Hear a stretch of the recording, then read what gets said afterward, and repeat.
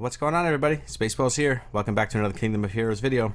Today, guys, we're going to be going over who you should craft first. Now, everybody's been asking me, who should we craft first?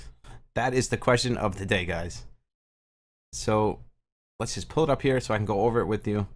Now, for right now, we're just going to talk about the 3 Nat 5s, and I will talk about Charlotte at the end. Because Charlotte's kind of in her own category, because she's a 4-star, she's going to be much easier for you to craft. Now, as far as Astroth goes, she's not a bad unit. But compared to Mary and Hildegard, I know you just smiled when I said that, she is not anywhere near as good as they are, especially early game. So when you first start playing the game, you're probably not going to have much of these materials. So now, if you do pull, the crafting stuff to craft Astroth and you don't have anything else, and you don't think you're going to get anything else anytime soon, then it's fine to craft her. She's not a bad unit. She does damage. She's got some healing. She has increased attack, increased speed, and she puts it on all allies. So she's not a bad unit. But early game, you're probably not going to need her because you're going to get your Nat 5 picker and you're probably going to pick a damage dealer as your farmer. So you're not really going to need her as much as you're going to need, Hildegard and Mary. So for me, and talking to other massive whales in the game, my first choice is going to be Hildegard, especially for a new free-to-play player. I would focus on her first. Now, I know it all depends on RNG, on what monsters you pull, and that's going to, decide which one you can craft first, kind of, in a way. But it's a huge grind to craft this, guys. Now, there's a bunch of guys in my Discord, in Twitch, in my guild, that have already done these crafts, and they all tell me the same thing. The grind is real. It's crazy hard. Grinding the incenses, which is the awakening stuff, is insane. And it takes, days. Grinding the levels, just all that stuff in general, just takes so much time to do. I want to just go over something real quick. So we're going to steer away from this craft for just 1 second. Now, when you start this game, they give you a 200% booster, which I just want to show you real quick. Let's just go back here. We're going to come right back to this. I just want to show you because a lot of us made the mistake of using it really early game. So you see this one here, it's your XP booster, and it gives you 100% XP for 3 hours. They give you a 200% one that actually stacks with the other ones here. So it gives you like 330%, percentage for, I think, for 3 days or something like that. Now, don't make the mistake of using it too early on because you won't be able to get all the benefit you need out of it. Pretty much like me and all of my guildmates did. We used it right away and we weren't really farming that much, so we kind of wasted it, and now we're farming and we realized that we definitely should have saved it until we were able to farm, higher level in campaign. So I just wanted to share that with you guys so you don't make the same mistake that we did. So save it until you can farm like, Conqueror campaign, and then pop it, and then you can farm up your food, and it's actually going to make this craft a lot easier. That's why I wanted to go over it in this crafting video, because leveling up this fodder for what you're going to need to craft, Hildegard and Mary and Astroth, it's going to cut your time in half if you have that 200% booster. So now let's go over Hildegard and why I think she's so good. First thing is she has a leader skill for water monsters, which is giving you 29% attack. I'm not sure if you can skill this up or not. It doesn't show you here. I don't think so. I think it's 29%. Now, a lot of these leader skills in this game, you can skill them up, which is really cool. And the same with the passives. Also, sometimes in this game, like if something has a 1-turn defense break, you can skill it up and make it a 2-turn defense break. So make sure you're checking that out when you're, building your monsters, because it could just make them that much stronger. Now for her A3, which is Skull's Protection. With Skull's powers, remove all active debuffs from you and a target ally, reduces a portion of the damage taken by the target ally, and directs 50% of the damage to yourself for 2 turns. Only debuffs are removed if used on self. Now, this shared damage, I haven't used it myself yet, but all my guildmates tell me it is amazing, and it stops you from taking a ton of damage. So I feel like in PvP and TOA especially, which we're coming with a video really soon on that, because I know a lot of you guys are struggling on TOA normal 40 and TOA normal 60, and we do run the tower live on Twitch if you guys want to, join us there. And I do have videos posted there on it. So if you guys are stuck, you can go there and check that out as well. But I am going to put up some YouTube content on it as well. So this is a really good A3, especially for early game. And this is why I'm saying she is the best option to craft early game, because she's going to help you so much. Ashtaroth is just going to be another damage dealer that you add to your monster box.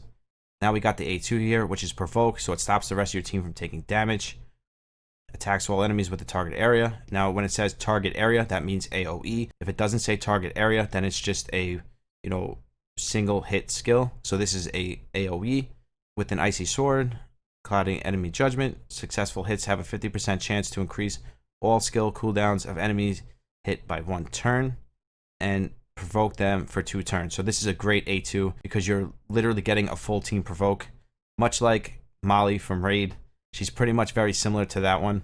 And then we got the A1, which is reduced defense, which is really, really good, especially early game, because you might not have too many units unless you're lucky and you pull, a 5-star or, a 4-star that has, a full team defense break.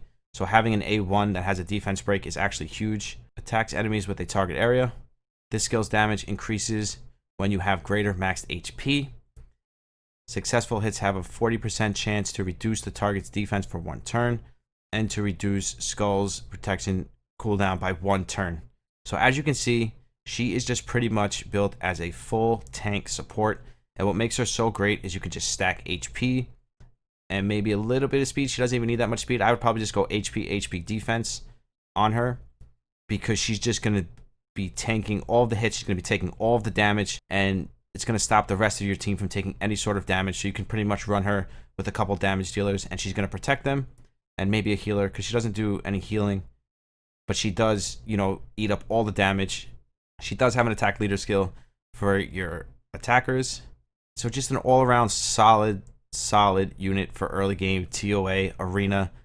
So she is going to be my first pick for what you should craft first. My second pick is going to be Mary.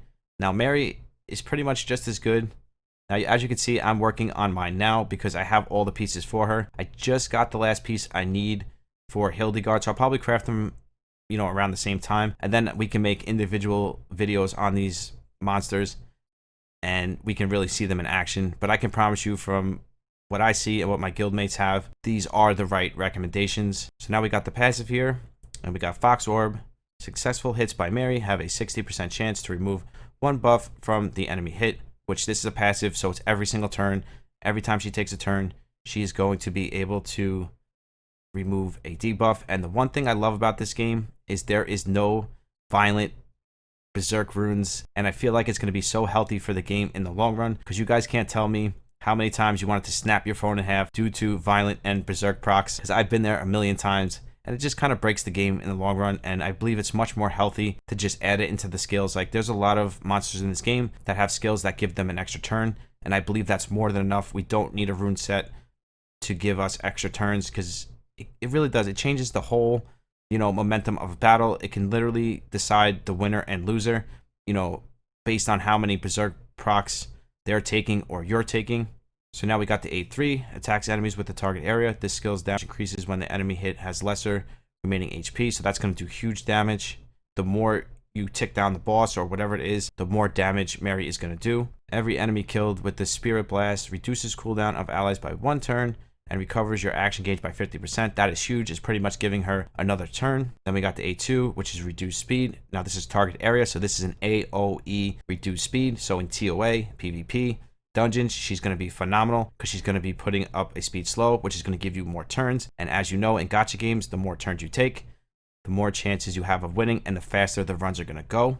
So attacks the enemy with the target area, resisting the body. Successful hits reduce the speed of an enemy hit for 1 turn, and reduces their action gauge by 30%. So again, now she's filling her action gauge and stealing their action gauge, and this is an AoE, so she's taking it from all of them, and then also giving herself, a gauge on her other skills.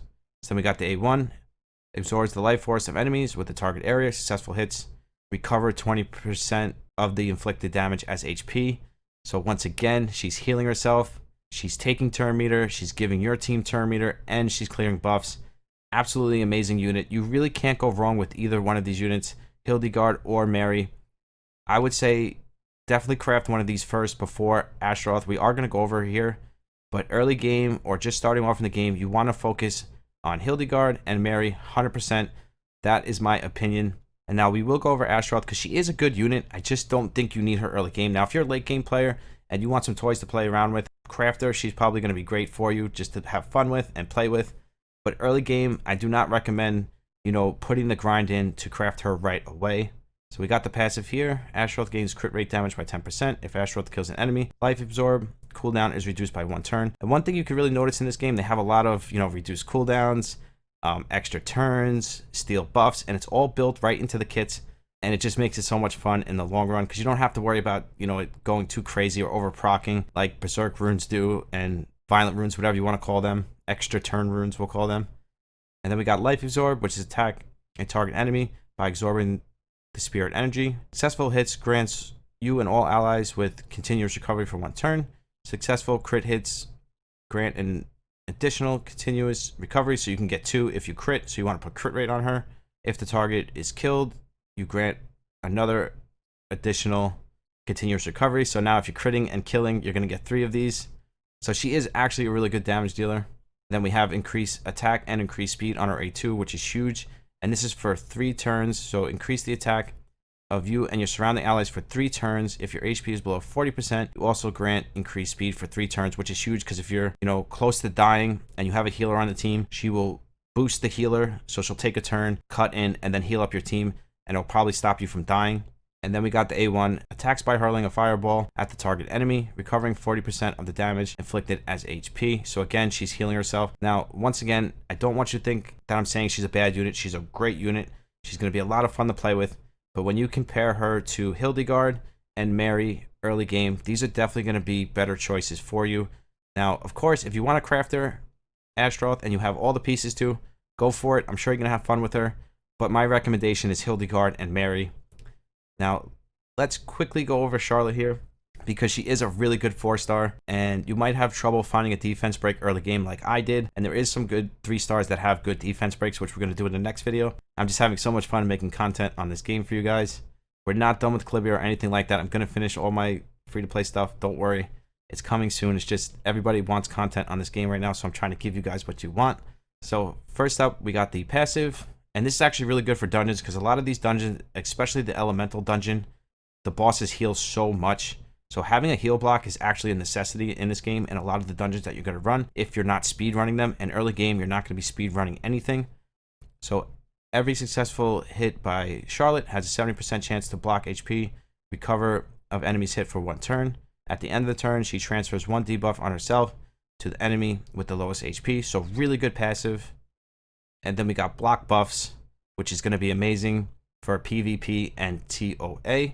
Attacks an enemy with a target area. Successful hits remove 1 buff from enemy's hit. Successful removing buffs blocks buffs from the enemy's hits for 2 turns. And then it says, I eat what I want. So she pretty much just strips the buff and then puts up a block buff. So if she strips a buff successfully, she's going to put up a block buff. So the next turn, they can't put that buff back up, which is really cool. And then this is her bread and butter. Now, this is an AoE, and that's why I'm building her as my defense breaker at the moment. Now, I did pull an F5 that has a defense break, but I feel like hers is a little bit better because she has the speed slow built in. So attacks enemies with a target area by firing a devil's speed. Successful hits reduce the action gauge of enemies hit by 15%, which is really good because then it's going to stop them from taking a turn as fast. If the action gauge of the enemy hit is below 50%, their defense and speed is reduced for 2 turns. Now, again, this relies on them, having 50% or less attack bar. But if you speed tune her properly, you can get this to work, every time she takes a turn. You just have to look at the speeds and make sure she's speed tuned properly. So she's moving, way faster than the enemy. So every time she's moving, the enemy will only have 10 to 20% attack gauge. And this will proc every single time.